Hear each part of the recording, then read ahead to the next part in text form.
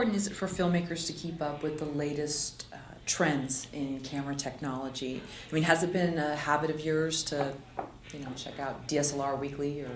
No, but I mean, I think it's important. I think it's important to be aware of what new tools and toys are out there. Just because there may be a thing that you want to do that's in your head that you're not able to execute. It's funny because I was just at the Kubrick exhibit, which you should totally go. It's a great exhibit at LACMA on Kubrick, and I was there. Everything is there. All this documentation, all these letters and storyboards and everything. It's so cool. But one of the things I noticed was there was a letter from, I can't remember who was producing at the time, a letter to Kubrick from a producer friend saying, I just saw this amazing thing. It's this device that enables the camera to be free floating on an operator, and you can follow people downstairs and up hills, and the camera remains stable, and I think this will be an incredible, you should check this thing out. And basically he was talking about the Steadicam, before it was the Steadicam. And it was like, and the letter was, Stanley, you need to see this because I think they're shots that you have in your head that you, up to now, you couldn't achieve.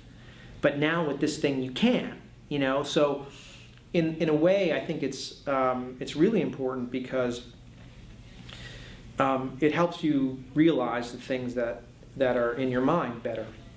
The problem is that sometimes that technology is not affordable. Like there are millions of shots that I would do that I would like to do that I would do with a Techno Crane, which is a great piece of equipment, which is essentially a telescoping arm. So like if you wanted to do a dolly move, or like, I'm trying to think of movies where that really use it well. Like in the Thin Red Line, there's a lot of shots where they're like assaulting this kind of, this hill with like foliage blowing, and they're following the troops up the hill.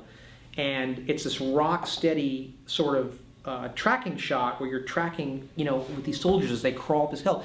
And you realize, well, it can't be a dolly move because how do you lay dolly track up a mountain? And it's not really a Steadicam shot. And what it is, it's a telescoping arm. So that means the camera's on an arm that literally telescopes out like this. It gets longer and longer, and you can follow people that way. You can do incredible shots. You can go through windows. In other words, you could be outside a house, and you could be pushing it on the house, and go literally like right through the window into the living room. That's a super expensive piece of equipment. I can never afford that. I got on the low budget movies that I've made. I'm like, this would be great for the Techno Crane, but I can't afford it. So then I have to reconceive the shot to work with the equipment that I do have, or design it in a way that it'll work with an edit or something like that, which can also be fun creatively. But for me, the magazine that I read all the time, and I still read, is American Cinematographer. American Cinematographer, which, again, it is what it is. It sounds like it's a journal of cinematography, but it just features whatever is coming out, but from the perspective of the DP. And that's really good for directors, because I think all strong directors essentially need to be as bright and as informed as their own DP in order to visualize, in order to direct the cinematographer.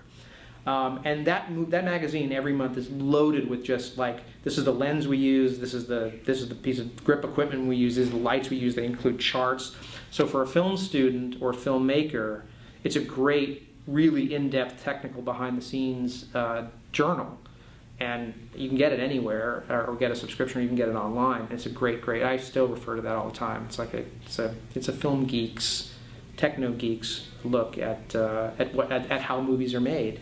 It's almost like it's like the techno geek version of Entertainment Weekly. Instead of like, oh well, this is what she was wearing, this is who she was dating. It's like, we were using this particular wide-angle lens, and it was on this shot maker car that we blah blah blah blah. So it's all very technical, and it's cool. It's very cool.